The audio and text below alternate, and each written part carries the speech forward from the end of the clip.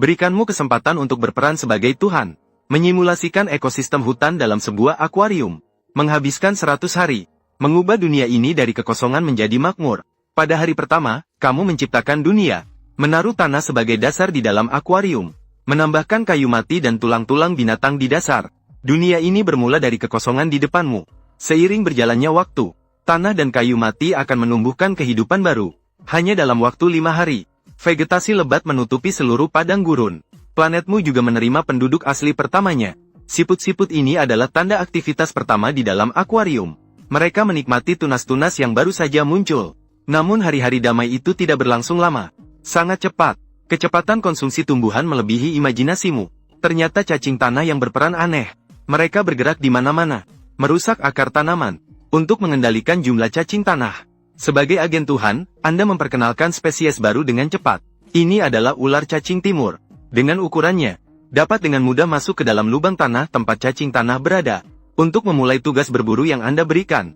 Sementara itu, sesuatu yang ajaib tumbuh dengan cepat di permukaan tanah. Sejumlah besar jamur tumbuh di batang kayu itu. Dalam hanya 2,5 hari, tumbuh dengan sangat lebat. Kehadiran jamur memperkaya menu siput-siput. Mereka bermigrasi ke batang kayu untuk menikmati makanan. Di dalam kayu, terdapat sebuah kerajaan semut. Sedang tumbuh dengan diam-diam. Sedang merawat generasi pertama semut muda. Menunggu sarang telur menetas. Mereka akan menjadi pengikut setia di bawah permaisuri. Pelayan paling setia. Mengabdikan hati untuk kerajaan. Pada hari ke-21, vegetasi tumbuh semakin lebat, persaingan antar spesies menjadi semakin sengit.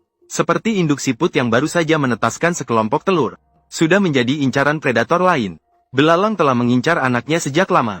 Karena tidak ada musuh alami yang mengendalikan, mereka berkembang biak tanpa kendali di sini. Populasi mereka hampir tak terkendali. Sebagai Tuhan, kamu segera memperkenalkan 2 ekor laba-laba loncat. Mereka adalah pasangan jantan dan betina. Jangan tertipu dengan penampilannya yang imut. Namun mereka adalah predator yang hanya memakan serangga. Setelah datang ke planet ini dengan misi, pasangan laba-laba loncat langsung memulai mode pembunuhan. Meskipun penglihatan belalang sangat tajam, namun kecepatan laba-laba loncat lebih unggul. Hanya dengan 1 gigitan, membuat mangsanya lumpuh. Kemudian memulai waktu makan yang menyenangkan. Sensasi berburu dan memangsa ini. Sepertinya aku berada di dunia baru Beast Lord. Sama seperti sifat pemangsa yang saya pilih. Dari awal hingga akhir. Menjara siapapun yang tertangkap, lebih cepat daripada bercocok tanam dengan tekun. Lihatlah, meskipun saya memilih unta yang lemah di awal permainan, namun dengan bonus kerusakan 30% dari pemangsa, dapat meningkatkan level dengan cepat, merekrut sekelompok singa Amerika untuk wilayah saya. Bahkan kadal komodo tidak bisa bersaing, mengubah kekalahan menjadi keuntungan dengan merampas sumber daya musuh. Dalam hitungan menit, saya bisa membangun sebuah kerajaan binatang. Teman-teman yang tertarik bisa bergabung dan bermain bersama saya. Sementara itu, kemudian, prajurit pertama dari sarang, juga mulai keluar dari sarang. Ratu sendiri membantu dia berjalan dengan 4 kaki. Sebuah kerajaan semut yang kuat sedang bangkit. 50 hari telah berlalu. Rumput liar telah tumbuh di dalam kotak. Pertempuran sengit terjadi di antara tanaman. Kamu menyadari, diperlukan lebih banyak hewan pemakan tumbuhan untuk menjaga keseimbangan. Maka diperkenalkan serangga baru, lipan. Begitu mereka tiba di dunia ini, mereka langsung masuk ke dalam hutan. Mereka mulai bekerja diam-diam, dan laba-laba loncat yang sudah lama tidak terlihat, telah membuat sarang dengan benangnya. Ternyata dia sudah memiliki bayi.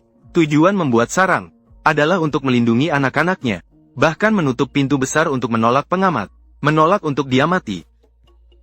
Sementara itu, telur siput tetangga sudah menetas. Tahap bayi siput benar-benar lucu. Mereka yang baru saja lahir, belum tahu di mana mereka berada, dan tidak menyadari bahwa planet ini akan segera menyaksikan keajaiban. Inilah hujan buatan dari Tuhan.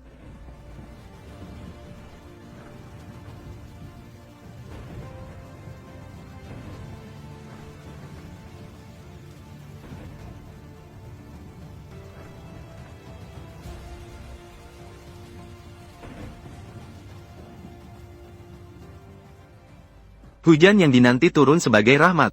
Semua hewan menikmati manisnya air hujan. Bahkan bunga-bunga mekar setelah hujan lebat ini. Kotak hutan hujan memancarkan kehidupan yang belum pernah terjadi sebelumnya. Namun, mata laba-laba loncatannya semakin buruk. Hanya karena kebangkitan kekaisaran semut.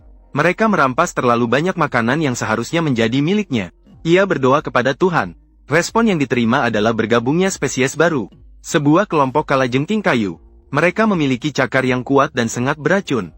Jadi, hati-hati saat memasukkan mereka ke dalam kotak ekologi. Sebagian besar kalajengking segera masuk ke dalam hutan, mencari tempat perlindungan. Namun, salah satunya tersesat ke wilayah laba-laba loncat. Untungnya, laba-laba loncat juga bingung. Apakah kalajengking kayu ada di menu mereka? Dia mendekati dengan hati-hati untuk mengamati, melihat dan melihat lagi. Karena kalajengking kayu tetap diam. Akhirnya, laba-laba loncat memutuskan untuk tidak berburu. Namun sebenarnya, kalajengking kayu tidaklah begitu jujur dan pendiam.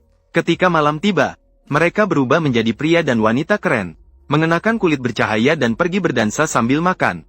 Sifat dan pola tidurnya mirip dengan mahasiswa modern. Ketika hari ke-90 tiba, sebagai Tuhan, kamu mensimulasikan musim kemarau. Tanah yang tidak mendapat hujan dalam waktu lama menjadi kering. Kehidupan mulai memudar. Kamu membawa keluar sebagian hewan. Karena kamu tahu, pada hari ke-94, badai petir akan segera mendarat di tanah yang sangat kering, menyebabkan kebakaran hutan yang sulit dikendalikan. Api dengan cepat merambat ke seluruh tangki air, hingga semuanya menjadi abu. Namun ekosistem ini belum mencapai akhirnya. Dalam abu, kehidupan baru dapat lahir. Seperti siklus alam semesta, kehidupan berlanjut melalui generasi. Seperti evolusi berkelanjutan dalam lingkungan ekologi kita.